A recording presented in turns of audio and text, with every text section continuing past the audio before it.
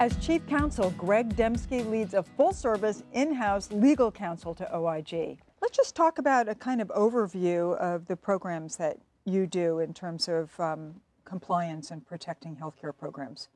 Sure. We in the Office of Counsel to the IG provide all the legal services for OIG, and we have a specialized role with respect to certain enforcement and compliance matters, such as exclusions. Talk about exclusions. That's a big part of what you do, and it is what any provider doesn't want to hear. Federal healthcare programs will not pay for any items or services furnished by an individual or entity which is excluded. And so that has a very broad application because it applies to someone like a physician who's directly billing for their services, but also to a nurse who's employed at a hospital or other institution, and even to companies like pharmaceutical companies that sell items that are then billed by other entities. So this is very important for us as the government to protect our programs prospectively because we ban that payment, and it basically keeps those untrustworthy people out of our programs. You also play a large role in large settlements with large companies, often pharmaceutical companies. Talk a little bit about how that works. Well, whenever the Department of Justice is pursuing a False Claims Act case to recover money on behalf of the government, we work closely with them and advise them about our perspective about how the case should be resolved. And importantly, we decide how to resolve the exclusion issue in the case.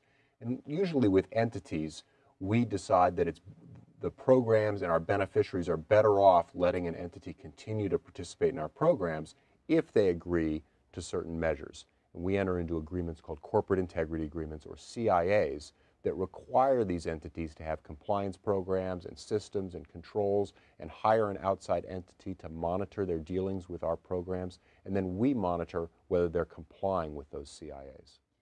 So what's the intended impact of a CIA, and give us an example of, a large one that you've had recently and how it works?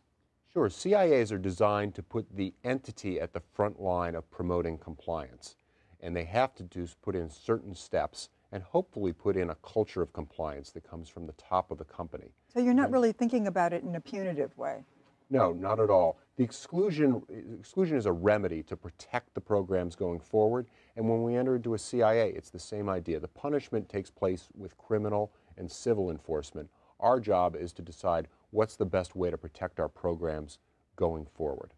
So an example would be the GlaxoSmithKline recent case, and you also had strengthened provisions in your corporate integrity agreement. So talk a little bit about that. Sure. The largest healthcare fraud settlement ever is the GlaxoSmithKline case. The company paid $3 billion to resolve their civil and criminal allegations against them. We did a corporate integrity agreement that had some innovative provisions, two in particular that relate to how individuals at the company are compensated. First of all, before the settlement was finalized, the company actually changed the way that they compensate their salespeople and severed the relationship between sales that are generated for a particular product and the compensation to salespeople. So they now, their salaries and bonuses of these employees are based on their knowledge, scientific knowledge, and the job that they do imparting accurate information to physicians. We are requiring them to continue that for the next 5 years. The other provision is what we call a clawback, which allows for the clawing back of bonuses that have been made by executives where they were engaged in wrongdoing or the part of the business that they were responsible for was engaged in wrongdoing. Quality of care plays a growing role in these CIAs. Can you talk a little bit about how that works? Yes, absolutely. When we have a case that involves not only financial fraud but also potential harm to our beneficiaries, we do enhanced CIAs, and most importantly, we require the entity to hire an independent monitor that goes in on-site and looks at the services being provided to our beneficiaries and the systems and controls that the entity has in place, and we then monitor and take enforcement action based on that. And finally, educating providers is gaining importance. What are some examples?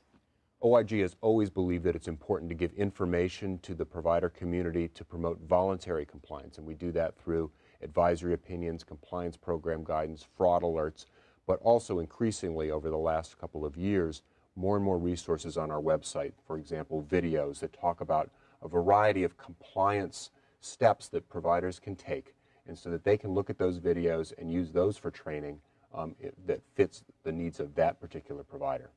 Thank you, Greg Demske, for sharing a little bit about how you're going to promote compliance in 2013. Thank you.